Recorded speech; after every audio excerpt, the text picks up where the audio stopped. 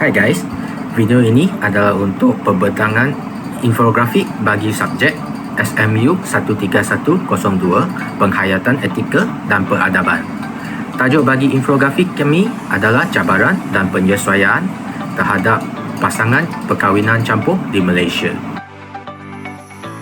Nama saya Tan Ip Pei dan inilah ahli-ahli kumpulan saya. Malaysia adalah negara kepelbagaian kaum, termasuk kaum Melayu, kaum Cina, kaum India dan pelbagai kaum Bumiputera seperti orang asli, Iban dan Kadazan. Sejak negara Malaysia merdeka, perkahwinan campur antara kaum telah ditemui dan berjaya menghasilkan gabungan budaya yang menarik. Sebagai contoh, perkahwinan antara pendatang Cina dan orang Melayu tempatan telah mencipta budaya Baba dan Nyonya. Kini, perkahwinan campur di Malaysia menghadapi cabaran seperti perbezaan budaya dan agama, penerimaan keluarga dan masalah undang-undang. Walau bagaimanapun, ramai pasangan masih berjaya menyesuaikan diri menyumbang kepada perpaduan sosial dan kesepaduan nasional. Hai semua, nama saya Suduneng. Saya akan membentang tentang objektif-objektif dan isu-isu.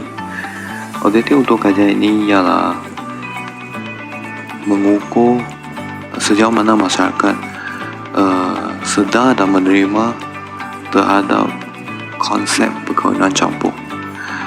Yang kedua ialah mengkaji bagaimana perkahwinan campur mempengaruhi identiti kebudayaan individu yang terlibat.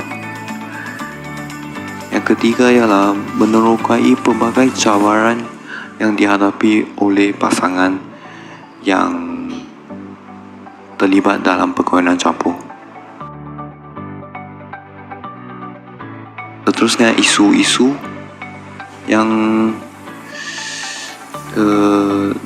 dalam kajian ini ialah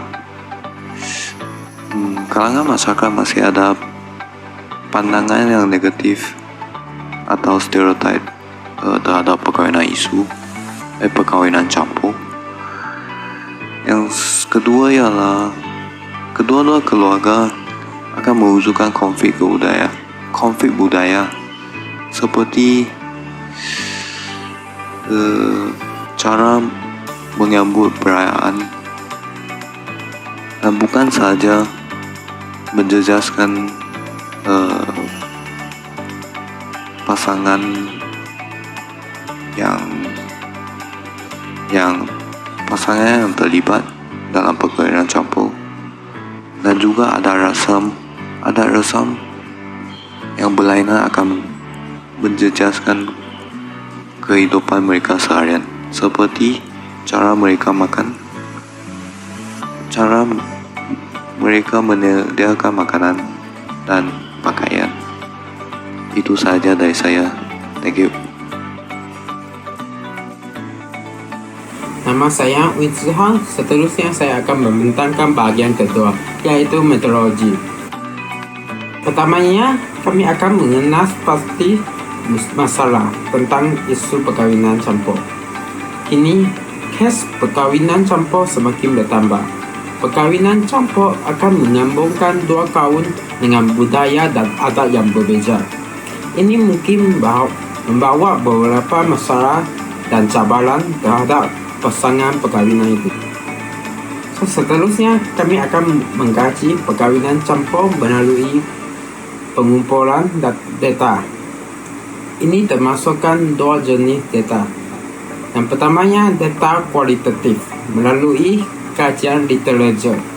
Kami akan melayari internet dan jurnal dan kajian terdahulu yang dibuat dalam tahun-tahun dekat ini untuk mendapatkan maklumat. Yang kedua, data kuantitatif, iaitu melalui kajian tinjauan. Kami akan mengedarkan soal setidak secara dalam talian menggunakan Google Form. Kami berharap dapat mengumpul data dari responden dengan latar belakang kaum yang pelbagai untuk boleh dapat memberikan impak yang lebih tinggi dalam kajian perkahwinan campur. Dalam proses terakhir, kami akan menganalisis data yang dikumpul dengan menggunakan catatan dan graf.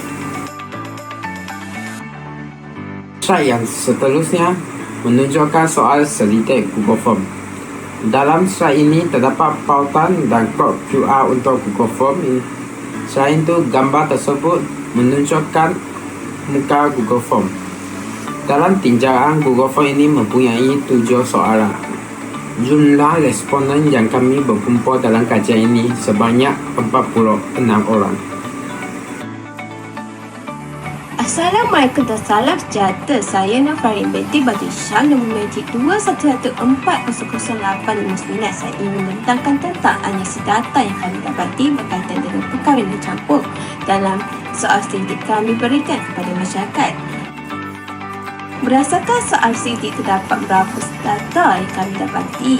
Berdasarkan soalan pertama, iaitu sejauh peringkat mana kamu menerima perkahwinan campur. Seperti mana anda lihat di carta pada soalan tersebut, terdapat lebih dari separuh orang kajian menerima perkahwinan campur, iaitu sebanyak 28% sangat menerima dan 5% menerima.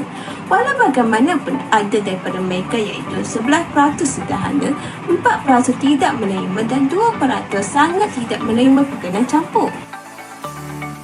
Selain itu, berdasarkan soalan 2 iaitu bagaimanakah kamu mengamalkan budaya selepas berkahwin campur.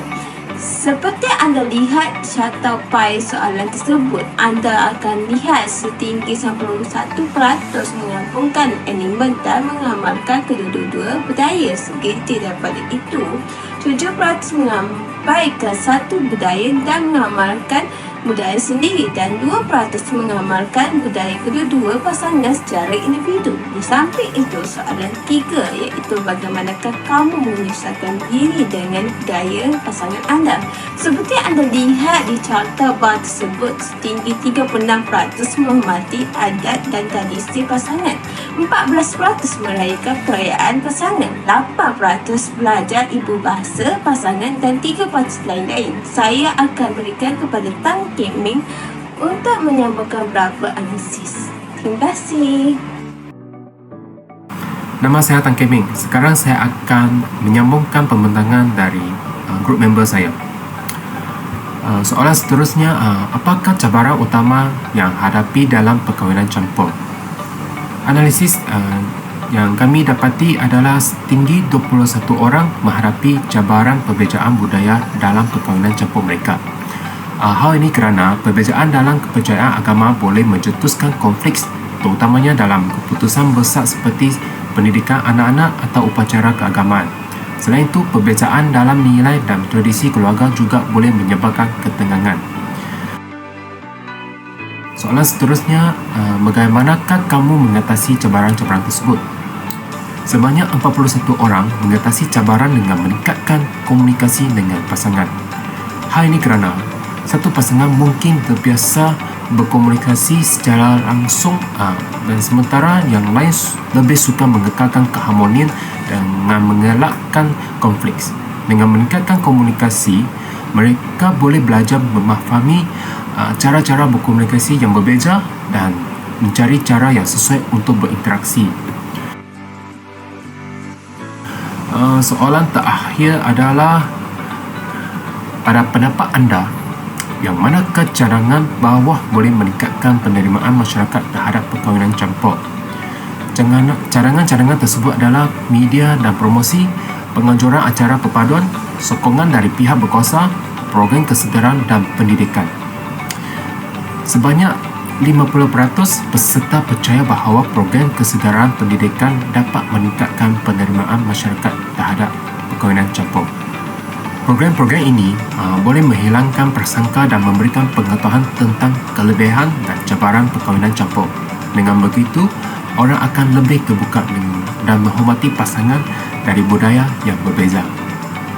Itu sahaja pada saya. Terima kasih. Hai, Assalamualaikum. dan salam sejahtera. Nama saya Nur Sabrina Syafiqah binti Ahmaduddin. Nombor matrik saya 21140082. Di sini saya ingin memberikan kesimpulan kepada kajian yang telah kami jalankan mengenai cabaran dan penyesuaian terhadap pasangan perkahwinan campur di Malaysia. Kajian ini telah menunjukkan bahawa walaupun terdapat cabaran budaya yang dihadapi oleh pasangan-pasangan ini, terdapat juga penyesuaian dan penerimaan budaya yang kuat di antara mereka. Ini menunjukkan bahawa perkahwinan campur boleh menjadi asas untuk perpaduan sosial yang lebih kuat di negara kita. Kami berharap bahawa hasil kajian ini memberi kesan positif kepada masyarakat dan memupuk sikap terbuka terhadap keharmonian kebudayaan. Dalam kajian ini, kami telah merujuk kepada beberapa sumber penting yang memberikan kefahaman mendalam tentang isu perkahwinan campur. Antara rujukan yang kami gunakan ialah karya oleh Putih, Nur Zahida, Emilia Amin, Zahir Zainuddin, Shah Said dan Sun Li Wei. Kami menggalakkan sesiapa yang berminat untuk meneliti lebih lanjut mengenai topik ini dengan merujuk kepada sumber-sumber ini. Sebelum saya menutup, kami ingin mengucapkan terima kasih kepada semua pihak yang telah memberikan sokongan dan bantuan kepada kami sepanjang kajian ini. Kepada Prof. Madia Dr. Abdul Jalil Ramli, terima kasih atas panduan dan bimbingan yang diberikan. Kami berharap bahawa kajian ini akan memberikan kesan positif kepada masyarakat dan memupuk sikap terbuka terhadap keharmonian kebudayaan. Sekian, terima kasih.